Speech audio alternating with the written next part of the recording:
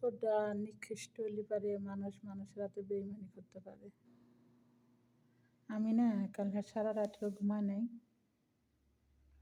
সারা রাত্রেও ঘুমাই নাই, তারপরে সারাদিনও ঘুমাই নাই। আমাকে নাকি আমার হাজব্যান্ড আমাকে 6 মাস আগে তালাক দিছে বাংলাদেশে। আমি তার কাগজপাতি পাই নাই, কিন্তু আমাকে এই 24 সালের শেষে আমাকে একটা জিনিস আমি বুঝাইলো এই বছরটা, যে বাস্তবতা অনেক কঠিন, আবেগ দাগুনে কিছু হয় না। আবেগ খুব খারাপ জিনিস।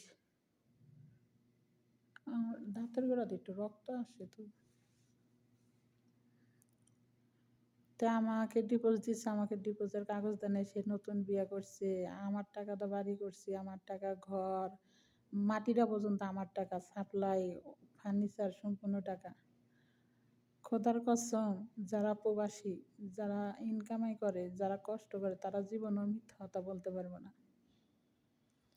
আজকে আমার সাথে যে গাদ্দারিটা করলো তার বিচার আল্লাহ করব।